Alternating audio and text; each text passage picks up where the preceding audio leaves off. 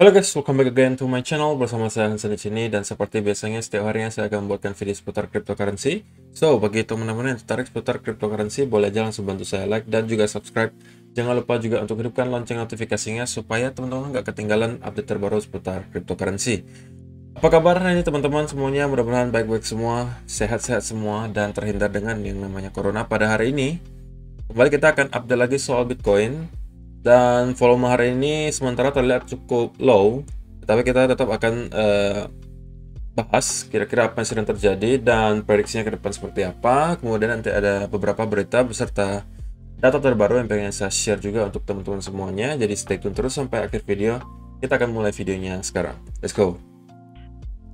Oke guys, seperti biasa kita akan mulai dari coin market cap terlebih dahulu. Pada hari ini secara global market cap crypto itu ada di angka 2,14 triliun dolar, atau turun sekitar 0,05%. Bitcoin sendiri di 47.876, turun 0,18%.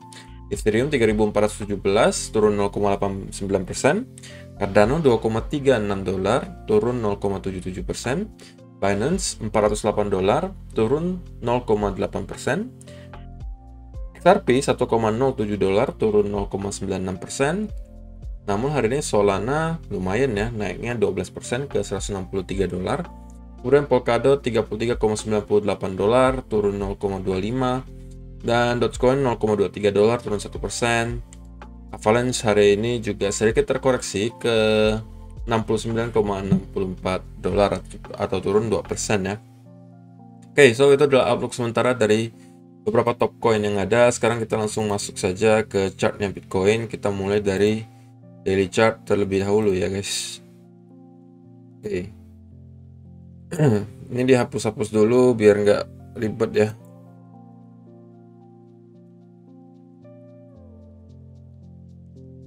Oke. Ya, seperti yang teman-teman bisa lihat bahwa kita sebenarnya kemarin sempat menyentuh ke angka hampir 49.000 seperti yang kita sudah predik di sini. Di sini tapi nyampe nggak pas ya guys, tapi di sekitar 48.800-an. Dan sekarang kita kembali terkonsolidasi dan sekarang berada di harga 47.800-an. Oke, so untuk sementara memang belum ada yang perlu kita khawatirkan, cuman kita perlu waspada saja gitu ya, bahwa kita masih bisa mendapatkan semacam koreksi seperti yang kita udah bilang kemarin. Ketika misalnya kita nyampe ke sekitar 49.50, jika kita terreject cukup deras dan kita down lagi dari area resistance di sini dan kita konsolidasi, maka kemungkinan kita akan kembali membuat satu lagi low untuk menjemput stop loss di sini, ya kan? Kemudian kita lanjut ke atas. Itu yang sudah kemarin kita bahas. Dan ya sebenarnya kita belum melihat hal-hal yang mengkhawatirkan lah ya, bahwa kita juga masih terkonsolidasi cukup baik di sini. Kalau misalnya teman-teman perhatikan, kemarin kita akan membuat semacam flag lah ya di sini. Ini flag. Kemudian di sini juga kita sebenarnya membuat ya semacam broadening wedge lah ya, digambarkan. Oke, semacam broadening wedge. Menurut saya simpelnya adalah selama kita masih berada di atas area 47.000 di sini, kita masih selalu akan ada kemungkinan untuk rebound ke atas. Bisa jadi ini hanya konsolidasi lebih lama untuk kembali naik ke atas. Catatannya adalah kita harus mampu bertahan di atas area 47.000 di sini. Jika kita sudah close di bawah sini dan kita konsolidasi membuat pattern continuation seperti yang terjadi di sini, maka kemungkinan kita akan membuat satu lagi low ke bawah dan dari sini kita akan naik lagi ke atas. Skenario bullishnya ya pastinya seperti yang kemarin udah jelasin. Yang pertama harus kita kalahkan adalah terlebih dahulu angka 50.000 di sini, yang merupakan area Fibonacci 786. Setelah kemarin kalau misalnya di 49.000 itu kan area 618 ya. Nah, di sekitaran sini. Cuma kita nggak persis nyampe ke 618-nya, ada terlanjur terreject. Dan ini adalah angka terakhir yang bisa menjadi menghalang Bitcoin untuk menembus high sebelumnya yang berada di angka 52.900-an. Seperti yang saya sudah katakan, ketika kita sudah break dari sini dan kita konsolidasi di atas seperti yang kita lihat di sini, maka kemungkinan besar kita sudah akan membuat semacam V-shape recovery, ya kan? Dan kita akan menuju ke high yang baru. Tetapi itu masih cukup prematur untuk kita prediksikan. Yang sementara kita harus perhatikan dulu apakah kita mampu stay di atas ini. Tetapi kalau misalnya kita lihat dari patternnya, memang kelihatannya kita masih mampu ya stay di atas karena tidak ada rejection yang besar-besaran. Kita hanya terkonsolidasi saja di sini, dan memang dari semalam sampai hari ini volumenya agak kecil ya guys. Jadi teman-teman yang trading juga harus waspada, karena jika volumenya kecil biasa cenderung kita bakalan sideways saja, dan itu nggak worth it untuk trading, oke? Dan kalau misalnya teman-teman pun pengen tarik misalnya trendline dari sini ke sini, juga bisa lah dijadikan patokan gitu kan. Kalau sudah breakdown, ya kan, kita konsolidasi di sini, nah, kemungkinan juga kita akan kembali down, tetapi itu tidak saya harapkan, dan selama kita masih bertahan di atas 47.000 harusnya belum ada masalah. Oke, dan kalau misalnya teman-teman perhatikan beberapa koreksi sebelumnya di sini, indikasi bahwa kita akan membuat wave kedua. Ini kan wave pertama nih, ini wave keduanya, ya kan? Indikasinya kita bisa lihat ya, semacam ada rejection besar-besaran di sini tuh. Jadi downnya cukup deras ya, bukan konsolidasi seperti ini, tapi downnya cukup deras seperti ini. Jadi itu adalah indikasi ada rejection besar, dan kemungkinan kita akan membuat dua wave. Dan seperti ini juga tuh, rejection besar, kemudian kita konsolidasi. Nah, jika yang bentuknya seperti ini terjadi ke kita sekarang, kita melihat rejection besar, kemudian kita konsolidasi, maka next kita mungkin akan melihat koreksi lebih dalam. Jadi teman-teman seperti biasa cukup dicocokkan saja dengan nanti apa yang terjadi gitu ya.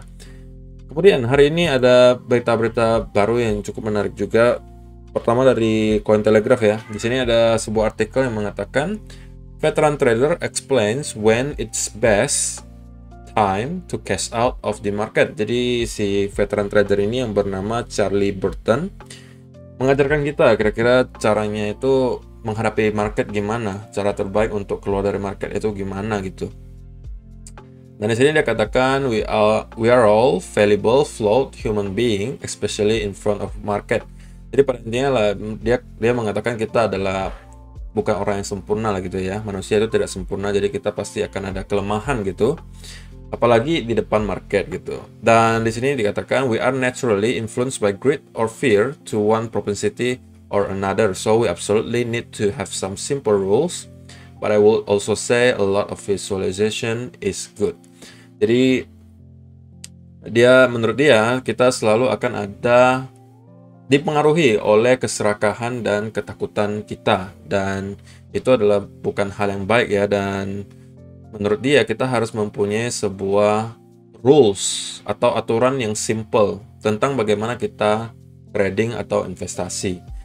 Teman-teman harus tahu, teman-teman kalau misalnya analisanya salah, itu harus keluarnya di mana.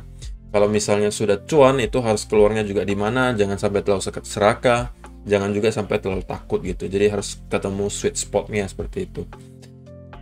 Kemudian di sini juga dikatakan these rules may include things like at what percentage loss do investor place a stop loss, the maximum percentage of the portfolio that one will allow to be put on any trade, and having a set sell orders for investment. Jadi yang seperti saya sampaikan tadi ya,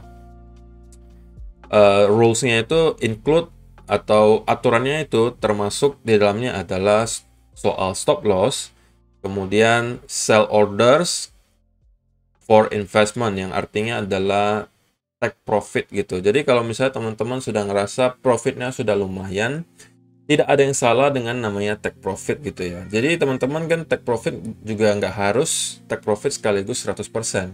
Katakanlah teman-teman sudah membeli Bitcoin dari harga 20.000 atau 30.000 misalnya. Nah sekarang harganya berada di 47.000. Teman-teman kalau take profit 10%, 15% ya nggak ada masalah, ya kan? Yang penting kan udah cuan gitu toh. Jadi kita nggak close semuanya, kita TP sebagian, kita cicil gitu. Jadi kalau misalnya anggap saja terjadi worst case gitu ya, kita drop lagi ke bawah, kalian punya 15% itu untuk buyback atau beli lagi gitu. Tapi kalau kalian tidak TP, jadi nunggu aja sampai Bitcoin ke 100.000, ya bisa jadi ketika worst case skenario terjadi, misalnya ada drop parah, ya kalian mungkin nggak punya amunisi lagi untuk kembali averaging down. Tetapi ini preferensi masing-masing sih guys, nggak harus kalian TP juga bisa. Cuman si trader ini menyarankan kalau misalnya udah cuannya udah lumayan gede gitu ya, nggak ada salahnya untuk take profit sedikit gitu. Jadi take profitnya nyicil juga boleh guys. Misalnya udah nyampe ke 50.000, kalian cicil 15%. Nyampe ke 60.000, kalian cicil lagi 15%. Nyampe lagi 70.000, cicil lagi 15%. Nah, jadi yang seperti itu juga menurut saya bagus ya, dan itu cukup aman lah ya. Jadi kalau misalnya ada terjadi sesuatu, at least kalian udah take profit sebagian gitu. Kemudian di sini juga dikatakan what is important is a lot of self-talk. If I take this trade now and it doesn't work out, will I be upset with myself?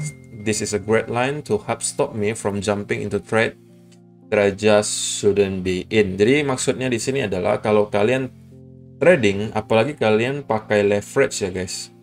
Yang pertama kalian harus tanyakan ke diri kalian sendiri itu adalah, apabila analisa saya kali ini salah, apakah saya siap untuk loss? Ya kan? Kalau jawabannya tidak, kalian tidak boleh masuk ke trade tersebut. Ya kan? Di sini dikatakan if I track this trade now and it doesn't work out, will I be upset with myself? Jika saya ambil trade ini dan tidak sesuai keinginan kita, apakah kita akan kecewa dengan diri kita sendiri? Kalau jawabannya iya, kalian tidak boleh masuk ke trade tersebut.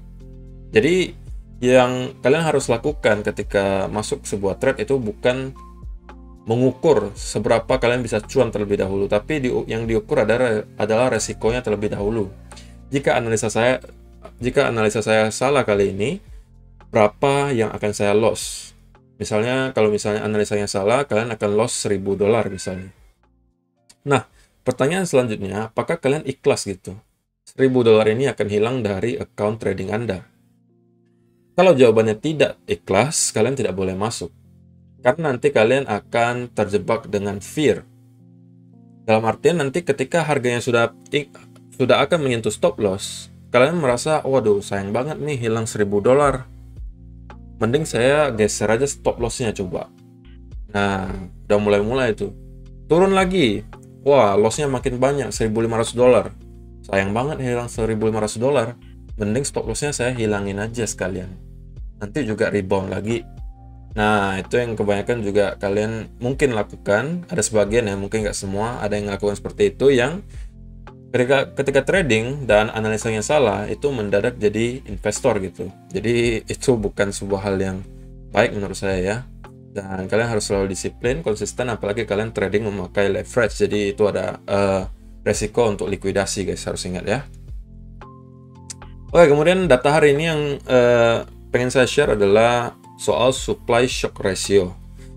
So, teman-teman udah tahu juga ya, kemarin-kemarin saya udah kasih tahu bahwa untuk data on-chain rata-rata itu masih menunjukkan hal yang bullish, dan kali ini juga ditekankan lagi oleh Will Clemente soal supply shock ratio. Nah, teman-teman perhatikan ketika di bulan Mei kemarin, ketika kita drop di sini, ini yang hitam ini adalah harga Bitcoin ya guys. Kalau yang biru ini adalah illiquid supply shock ratio-nya. Nah, kalau misalnya kita ngelihat ada drop besar-besaran, ini yang terjadi di awal bulan April ya. Sebelum bulan Mei kita crash besar ya. Yang koreksi besar-besaran itu yang 50% itu terjadi di Mei. Sebelumnya kita udah drop lumayan di bulan April. Dan kita sempat membuat dead cat bounce atau bull trap lah kata orang kan.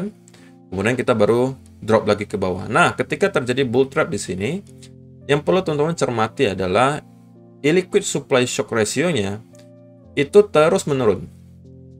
Ketika kita drop, wajar lah ya illiquid supply ikut turun. Tetapi ketika kita membuat bull trap atau kita membuat koreksi ke atas, illiquid supply itu tidak merangkak ke atas, tetapi tetap down.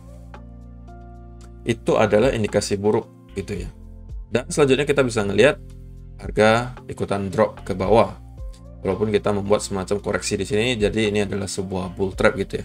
Tetapi bedanya, teman-teman, kalau misalnya lihat di sini, ketika harga menurun di sini, malah illiquid supply-nya itu mengalami penaikan dan malah ada impulse bullish di sini. Ada kenaikan yang signifikan terjadi di sekitar bulan akhir Juni. Dan pada akhirnya kita ngelihat harga mulai merangkak naik. Nah, ini tidak terjadi langsung ya guys. Ketika ada terjadi kenaikan yang signifikan di sini, harga malah masih cenderung sideways dan turun gitu ya. Tetapi secara data di sini kita udah mulai bullish dan akhirnya harga tetap mengikuti datanya di sini. Kedua kali juga di sini sama. Kita ngelihat ada semacam koreksi ya. Tetapi on-chain-nya tetap masih bagus di sini. Tetap masih naik dan akhirnya kita tetap naik. Dan di sini juga sama, kita membuat drop yang cukup besar, ya kan? Seperti drop di sini, tapi nggak sebesar ini sih. Cuman kita membuat drop yang cukup signifikan juga. Kemudian kita sedang koreksi sekarang, seperti yang terjadi di sini. Namun, teman-teman perlu cermati, yang terjadi di illiquid supply shock ratio di sini berbeda dengan yang terjadi di sini. Kita kalau di sini kita malah naik lagi illiquid supply shock ratio-nya. Dalam artian, kemungkinan ini hanya semacam koreksi. Oke, kalaupun misalnya ada short term correction, kita down lagi satu wave, membuat dua wave correction, kita tetap, saya pribadi masih expect kita masih akan tetap menembus high di bukan bulan yang beberapa minggu sebelumnya.